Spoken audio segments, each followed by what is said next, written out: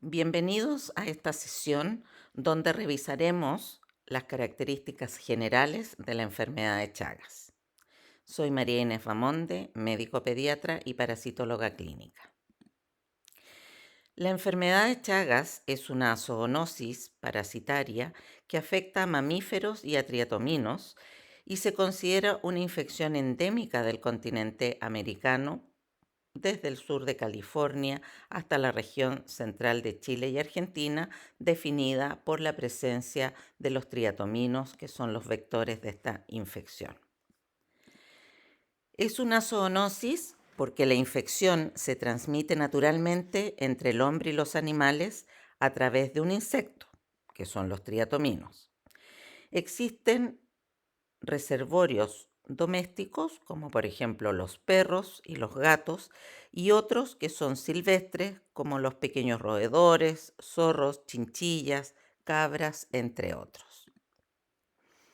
La tríada ecológica de esta infección está compuesta por el Trypanosoma cruzi, que es el agente causal, los triatominos, que son los vectores biológicos, y los hospederos. Esta trilogía interactúa en un medio ambiente propicio para que se produzca la transmisión parasitaria. En primer lugar, vamos a revisar las características del Trypanosoma cruzi. Este es un protozoo, un organismo unicelular de forma fusiforme alargada, con un flagelo en el extremo anterior que le otorga la capacidad de movimiento.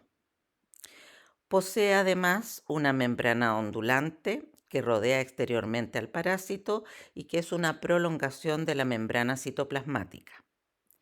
A nivel intracelular, posee una sola mitocondria que recorre todo el citoplasma y que se llama mitocondrión, con un acúmulo de material genético en su interior llamado kinetoplasto.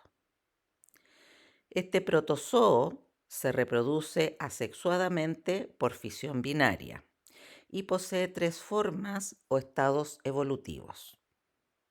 El tripomastigoto, que tiene un tamaño aproximado de 20 micrones, aspecto fusiforme, con la membrana ondulante que rodea la parte externa de esta estructura, y con el kinetoplasto que se ubica en el extremo más distal del cuerpo del parásito. Esto es en el extremo posterior, lo que le otorga el nombre de tripomastigoto. Se ubica en la sangre de los mamíferos en circulación, incluido en el hombre, y además en el intestino anterior y en el intestino posterior de los triatominos. El epimastigoto también es una forma fusiforme, alargada, de 20 micrones también, pero que difiere del tripomastigoto en que el kinetoplasto se ubica en la región anterior o superior al núcleo. Por lo tanto, de ahí viene el prefijo epimastigoto. También posee una membrana ondulante y en su extremo anterior el flagelo que también le otorga capacidad de movimiento. Se ubica, como ya vimos, en el intestino medio de los triatominos.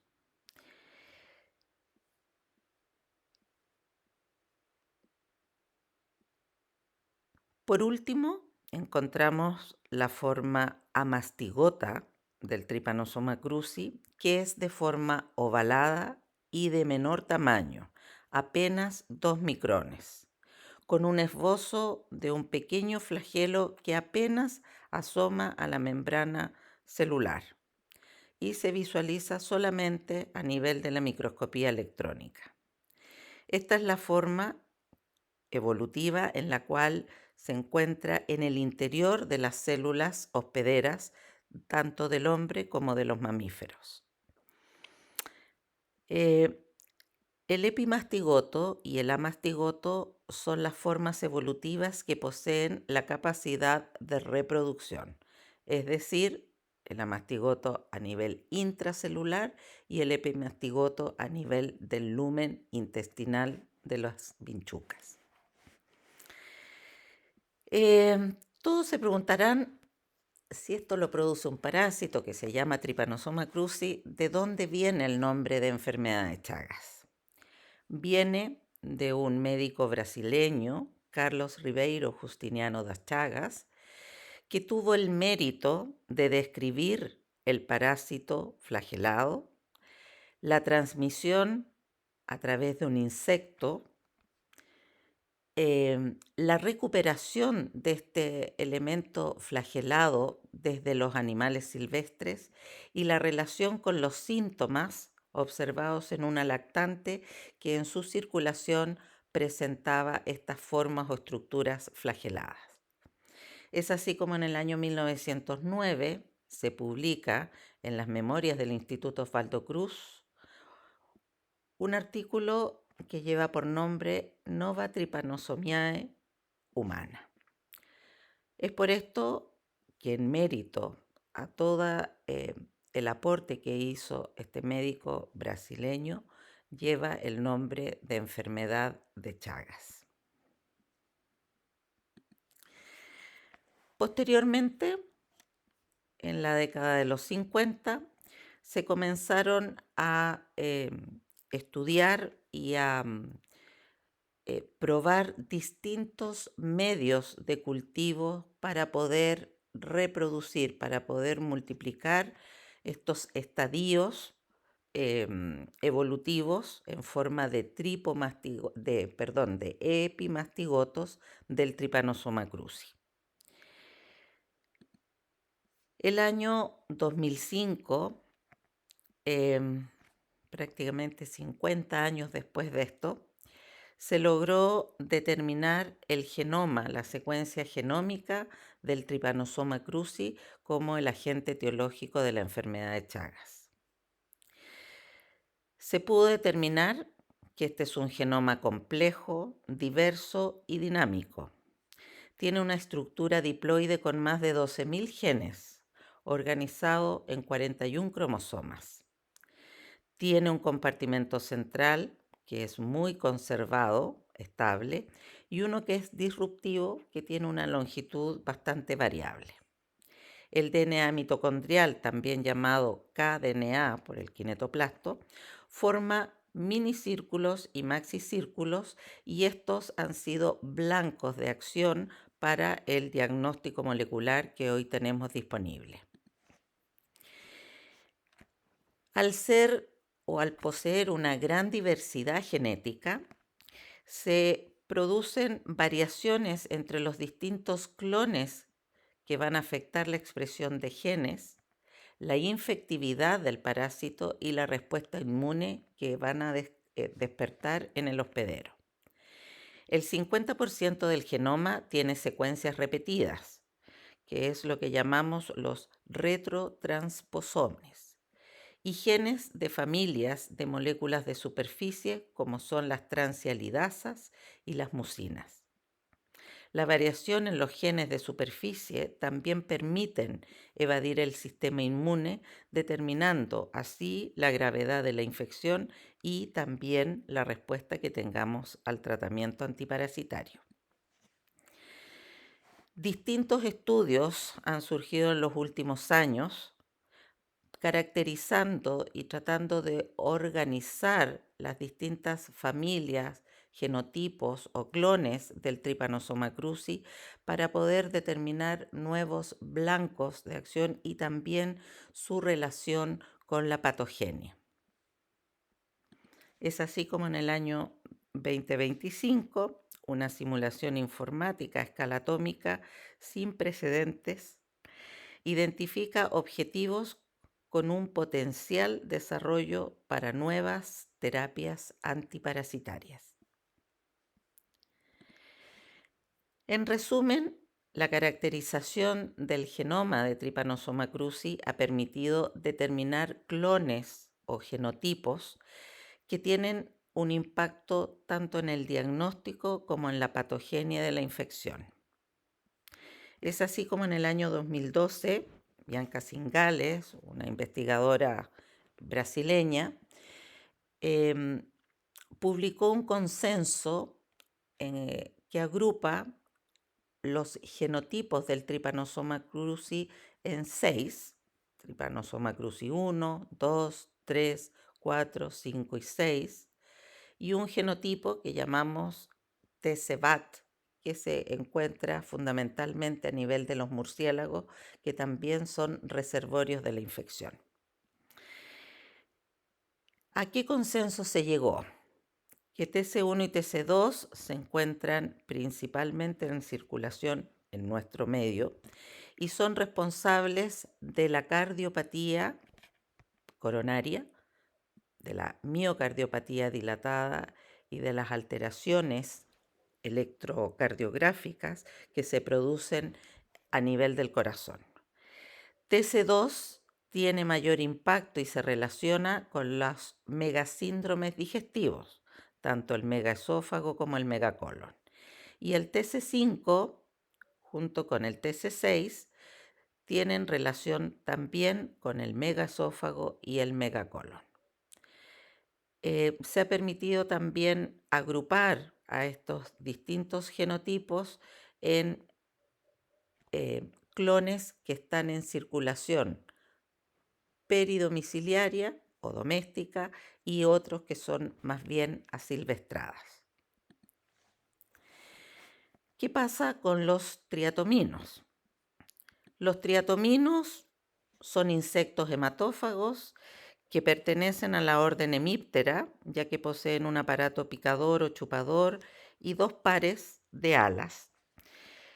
Pertenecen a la familia Reduvidae, caracterizada por la presencia de una probóscide o aparato picador y unas gruesas o patas robustas que le permiten también desplazarse, además de volar.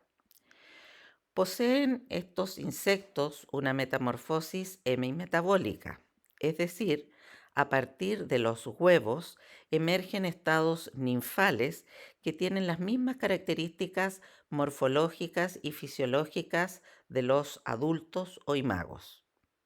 Existen más de 120 especies en América y se constituyen como los vectores biológicos de la enfermedad de Chagas, ya que en su interior el Trypanosoma cruzi se modifica, se multiplica y se transmite en la naturaleza.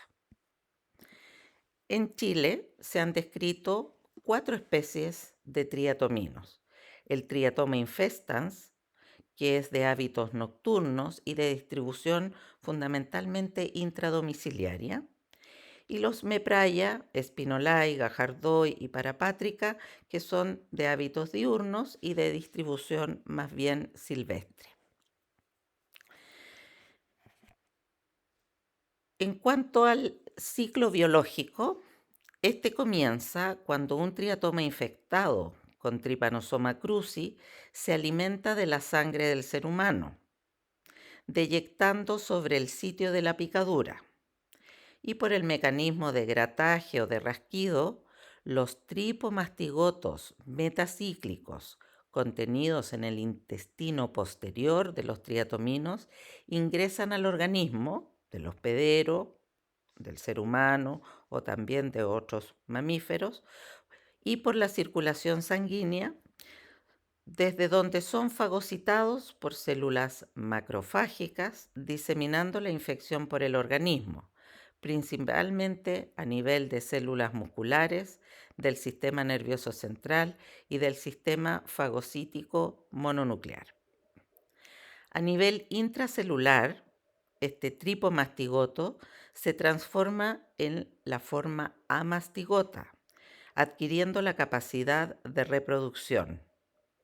Se mantiene a nivel intracelular hasta que se destruye la célula, transformándose nuevamente en tripomastigoto y volviendo a la circulación sanguínea para invadir nuevas células. Es en este momento cuando el ser humano, al ser picado por un triatomino, este se infecta con los tripomastigotos que andan en circulación, los que en el lumen del intestino medio de este triatomino se van a transformar en epimastigotos, adquiriendo la capacidad de reproducción. Estos epimastigotos migran al intestino posterior del triatomino, donde se transforman nuevamente en tripomastigotos metacíclicos. Teniendo claro este ciclo biológico, podemos definir que los principales mecanismos de transmisión de la enfermedad de Chagas son el vectorial, el transfusional y el transplacentario. En forma excepcional se han descrito también mecanismos de transmisión alimentaria por la ingestión de jugos que han sido preparados con cañas o con vegetales silvestres que acumulan una gran cantidad de deyecciones a nivel natural. Esto en zonas tropicales, los casos reportados últimamente son fundamentalmente a nivel de Brasil. Y también en forma excepcional los trasplantes de órganos, que a pesar de que tenemos un muy riguroso sistema de selección, se han observado algunos trasplantes de órganos que tenían algunos nidos de amastigotos a nivel del parénquima del órgano trasplantado. ¿Cuál es el daño que se va a producir en el hospedero? El daño se produce principalmente por destrucción directa en las células fagocíticas mononucleares, en las células musculares y nerviosas. Se produce además un daño en la microvasculatura, producto de fenómenos trombóticos y también por destrucción endotelial. Se mantiene un estado de inflamación permanente a nivel de la célula, y este parásito, al introducirse a cada una de las células que va a parasitar, lo hace a través de una vacuola parasitófora, adquiriendo un mimetismo antigénico, lo que le permite evadir los mecanismos de control intracelular y modifica la producción de citoquinas, lo que determina una evasión de la respuesta inmune tanto celular como humoral del hospedero. A nivel de la respuesta inmune, vemos que los parásitos son fagocitados por las células dendríticas, por los macrófagos, que van a producir interleuquinas que van a estimular a nivel extracelular a las células natural killer, que a la vez van a ir a activar a los macrófagos para producir distintas citoquinas como el factor de necrosis tumoral y que va a producir la destrucción parasitaria. También estas células natural killer son capaces de estimular las subpoblaciones de linfocitos T para que el T helper, los TH1, vayan a estimular, a despertar una respuesta de producción de inmunoglobulinas que van a ir a opsonizar y a producir la lisis de los tripomastigotos y a nivel intracelular de amastigotos cuando están liberados al medio. Los linfocitos T CD8 son los responsables de la citotoxicidad que se lleva a cabo fundamentalmente a través de células efectoras, como son los macrófagos activados, que liberan distintas moléculas que tienen efecto tóxico para la viabilidad de estos parásitos. En la respuesta inmune celular que tenemos en la fase aguda, predomina entonces la activación y la presentación a nivel de una inmunidad innata. Y en la fase crónica ya tenemos desplegado todo lo que es la inmunidad celular y humoral más específica en contra del parásito.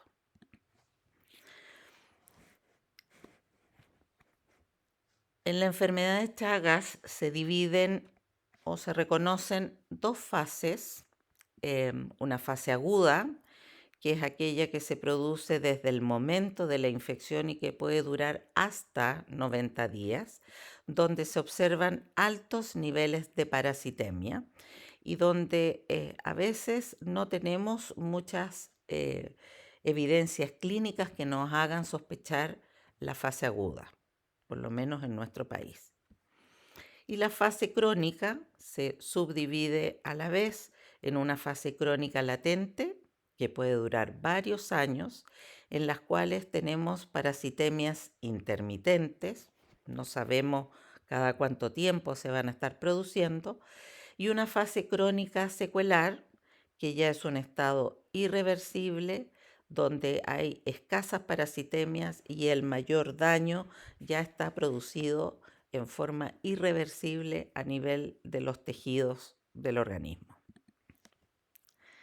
Si esto lo graficamos en curvas, vamos a ver que en la fase aguda de la infección los niveles de parasitemia son bastante elevados, por lo tanto se pueden observar fácilmente con técnicas microscópicas habituales.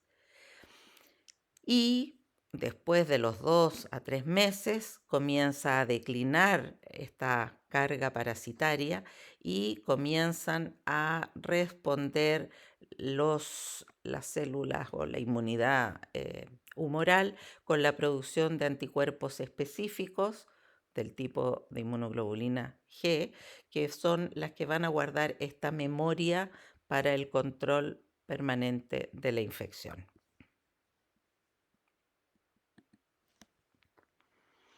Como vimos, hay algunos tejidos que son los más susceptibles de ser dañados por el Trypanosoma cruzi, y uno de ellos es el tejido muscular, el músculo estriado que tenemos a nivel del corazón.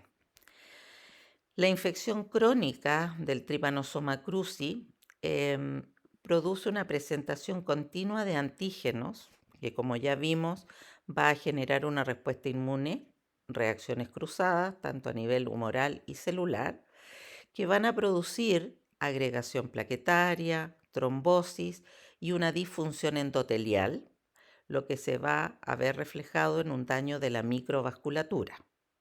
Esto a la vez genera isquemia miocárdica y un daño miocárdico final que va a terminar en fibrosis. Por otro lado, el daño del tejido nervioso que está presente en el corazón, el sistema excitoconductor, puede llegar a producir una muerte súbita o bien puede alterarse la regulación homeométrica, lo cual va a generar cambios y remodelación a nivel de la estructura del tejido del corazón, con una dilatación y falla progresiva que va a llevar a una insuficiencia cardíaca, o con la generación de arritmias cardíacas que en el largo plazo también pueden generar una muerte súbita. Si esto lo vemos en la traducción clínica, vamos a ver la insuficiencia cardíaca con síntomas como son la disnea, el edema de extremidades y los signos congestivos que acompañan a esta cardiomegalia. Podemos ver traducido también el compromiso cardíaco por la presencia de arritmias, características como son el bloqueo completo de rama derecha y el bloqueo atrioventricular completo. Y también traducida por fenómenos de tromboembolismo, ya sea a nivel pulmonar o a nivel vascular. El compromiso cardíaco producido por el Trypanosoma cruzi ha sido ampliamente estudiado y existe una línea evolutiva de lo que ocurre, de la progresión en esta miocardiopatía. Es así como tenemos un estadio A, que son aquellos pacientes en los cuales no hay alteraciones estructurales ni funcionales del corazón. No tenemos alteraciones a nivel electrocardiográfico ni tampoco en estudios radiológicos. Y es lo que se presenta en estas formas crónicas indeterminadas o latentes. Pero sí existe el riesgo de que se desarrolle a posterior una cardiomiopatía. El grupo o el estado B es cuando hay ya alteraciones estructurales del corazón, pero con una función ventricular sistólica que está conservada y no hay síntomas de falla cardíaca. El estadio B2, observamos que ya hay un daño estructural del corazón con disfunción ventricular, pero sin acusar todavía síntomas de falla cardíaca. En el estadio 3 ya se produce una disfunción ventricular global con síntomas de falla cardíaca que lo podemos ver evidenciado en un electrocardiograma y también en un ecocardiograma. Y el estadio D es cuando ya tenemos síntomas de insuficiencia cardíaca, se hace refractario al tratamiento médico, farmacológico y tenemos una falla o insuficiencia cardíaca global. Este estado ya es irreversible y se transforma en un cuadro que ya no tiene un tratamiento efectivo. También se han definido cuáles son los factores de riesgo para evaluar el grado de morbimortalidad que presentan los pacientes con cardiopatía chagásica. Y es así como se consideran eh, la presencia de cardiomegalia, el grado de insuficiencia cardíaca que existe, 3 o 4 ya en etapas avanzadas, las anormalidades de la motilidad segmentaria evaluada en el ecocardiograma bidimensional, la presencia de taquicardias ventriculares evaluadas en Holter de 24 horas, la baja de voltaje de los complejos QRS en un electrocardiograma y el hecho de ser del sexo masculino son factores de riesgo que tienen una mayor morbimortalidad. Es así como de 0 a 6 puntos, la mortalidad total a 10 años es de un 10%, con un bajo riesgo de mortalidad en los pacientes que presentan este puntaje. Cuando el total de puntos varía entre 7 a 11, vemos que a los 10 años hay un 44% de mortalidad con un riesgo que se define como intermedio.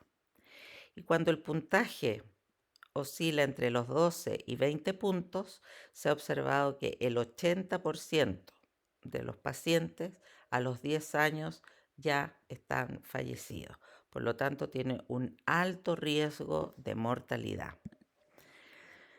Para recordar cuáles son los elementos de esta clasificación, lo podemos recordar a través de este algoritmo que habla del Chagas. La C de la clase funcional de la insuficiencia cardíaca a la cual está expuesto el paciente. La H de la hipocontractilidad que se evalúa y se observa en el ecocardiograma. La A de amplitud reducida del QRS, lo que llamábamos bajo voltaje. La G, gran corazón en la radiografía, que es la cardiomegalia. La A de arritmias en el Holter y la S por el sexo masculino, que es un factor gravitante en estos casos. Además del compromiso cardíaco, también tenemos el compromiso que se produce a nivel de las vísceras huecas del tubo digestivo, principalmente el colon con la formación de un dólico megacolon. No solamente se dilata, sino que también se genera un aumento en lo que es la longitud con pérdida de la funcionalidad del intestino grueso, traduciéndose en síntomas como una constipación pertinaz. Estamos hablando de un tránsito digestivo cada 7 o cada 10 días, la presencia de meteorismo, y en algunos casos debutan como una obstrucción intestinal o como un vólvulo intestinal y son la causa de muchas consultas a nivel de los servicios de urgencia. El megaesófago, por otra parte, se produce por la disfunción, dilatación y pérdida de contractilidad del esófago, lo que hace que se traduzca en síntomas como la disfagia, el dolor retroesternal y que termina finalmente en una calasia. Este ya es un estado irreversible con un gran daño a nivel del tubo digestivo. En general, estos megasíndromes se tratan fundamentalmente con resecciones quirúrgicas porque está absolutamente desfuncionalizado tanto el colon como el esófago. En resumen, después de esta sesión, importante recordar cuáles son las principales características del parásito, cuál es el ciclo biológico, cuáles son los mecanismos de daño y las principales características o megasíndromes clínicos. Cualquier otra duda podemos responderla a través del correo electrónico o en las sesiones presenciales que vamos a tener en estas jornadas de capacitación. Muchas gracias por su atención.